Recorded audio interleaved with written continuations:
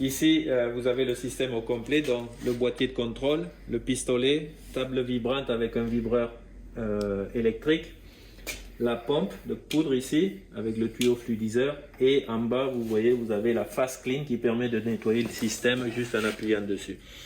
Pour mettre le système, une fois que tout est connecté, on appuie sur On et vous allez avoir l'écran qui vous donne la version, le type de pistolet.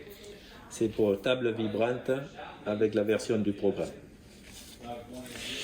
Sur cette ligne ici, vous avez 3 paramètres préétablis en usine avec des valeurs préétablies, donc peinture standard pour zone plate plus, pièces plus difficiles avec des recoins, des caches de Faraday, recouvrement, donc une pièce qui a déjà été peinte pour refaire un recouvrement, donc si on change, on voit les valeurs changer, le voltage et l'intensité, et on peut changer. Et le dernier, c'est pour créer vos propres paramètres. Donc en jouant ici, vous pouvez changer vos paramètres, et dès que vous affichez une valeur, elle va rester dans ce paramètre.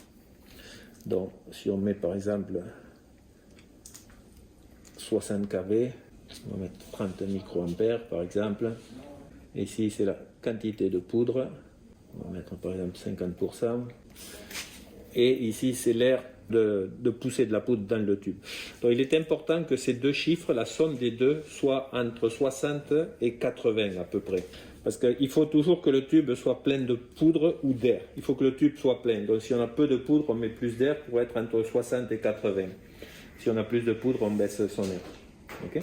Donc ce paramètre P3, si on change par exemple et on revient, il est resté au paramètre qu'on a créé. Donc on va se mettre en mode par exemple poudre ici. Premier truc. Donc, dès qu'on va appuyer sur le pistolet, la table, ça bien sûr on le met dans sa boîte de poudre. On va entendre le vibreur et je sens l'électrostatique. Je le sens bien là, dans les cheveux. On le sent bien. Donc là vous peignez avec vos paramètres. Si vous voulez en cours de production augmenter la quantité de poudre, vous appuyez sur la gâchette et vous appuyez plus. Et vous voyez sur l'écran défiler la quantité de poudre. Okay. Si vous n'appuyez pas sur la gâchette et que vous êtes en mode paramétrage personnel, sans appuyer sur la gâchette, vous pouvez changer vos programmes. Donc ça c'est très pratique si vous avez par exemple des pièces comme des cadres de bicyclette ou des pièces où il y a des morceaux plats et des morceaux avec beaucoup d'angles. Vous pouvez vous créer deux paramètres, un à côté de l'autre et puis changer très facilement. Si vous voulez aller changer le paramétrage du boîtier, vous appuyez sur ces deux boutons en même temps. Donc ici, et vous créez votre mot de passe. Le mot de passe d'usine c'est 0000. Entrée. Et là vous avez le premier paramétrage. Donc ici c'est pour des rappels pour les pièces d'usure. Donc ici c'est les paramètres usine que l'on met, mais vous pouvez les changer en augmentant plus ou moins. Donc ici c'est pour l'injecteur, le diffuseur qui va s'user, l'électrode et la buse. Donc ici vous pouvez mettre, si vous avez des peintures très abrasives par exemple, le déflecteur, tout va s'user plus rapidement, vous pouvez baisser ces valeurs. Et après, bon, c'est une question d'historique qui va vous donner ces valeurs. Donc, et puis ici aussi, vous avez le screen on, donc l'écran, combien de temps il a été en route, et puis combien de temps le haut voltage a été en route. Ici, c'est les paramètres des alarmes, donc ça va vous donner du plus récent au plus vieux, il n'y en a pas pour l'instant. Ici, c'est pour le nettoyage. Donc ça c'est pour le nettoyage les temps de cycle de nettoyage. Donc vous pouvez mettre les temporisations et le nombre de cycles que vous voulez faire. C'est expliqué dans le manuel. Ici c'est pour bloquer, par exemple, si vous ne voulez pas que vos opérateurs vous créent des paramètres et vous ne voulez pas qu'ils les touchent, vous pouvez venir les bloquer ici. Et ici c'est le soufflage de l'électrode.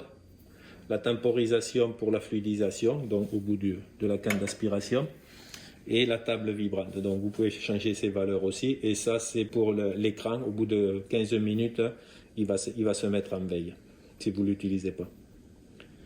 Prochain paramètre, intensité de l'écran, vous pouvez jouer, et ici, quand je vous ai montré tout à l'heure pour changer paramètres sur le pistolet, avec plus ou moins, vous avez deux choix. Vous pouvez changer soit les paramètres, soit l'ampérage, les microampères. C'est un choix que vous pouvez faire. La plupart des gens choisissent les paramètres. Les autres valeurs, ça c'est la vitesse de communication, et ça c'est pour avoir, si on a deux modules, par exemple, il y en a un qui devient l'esclave et l'autre qui reste le maître, disons. Vous pouvez créer un autre mot de passe si vous voulez, pour vous personnellement, pour les gens de maintenance ou pour les opérateurs, ça c'est votre choix. Si vous démontez la pompe par exemple, ici, vous pouvez venir la mettre sur le côté, il y a un support qui va la tenir. Et là, vous pouvez démonter votre tube. Quand vous l'utilisez en mode fast clean, par exemple, vous prenez ceci, vous l'amenez sur le fast clean ici, et vous appuyez. Et là, ça vient souffler de l'air dans le tube, le tuyau, jusqu'au pistolet. On le fait, on tend le fast clean ici. Les pressions de nettoyage de l'électrode et aussi de la fluidisation. Et ici vous pouvez mettre en route.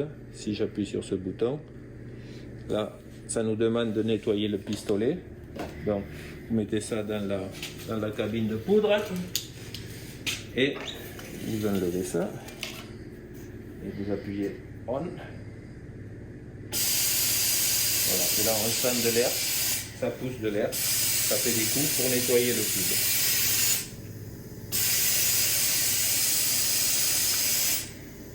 Voilà.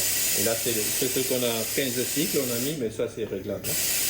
Voilà, on va l'arrêter. Voilà.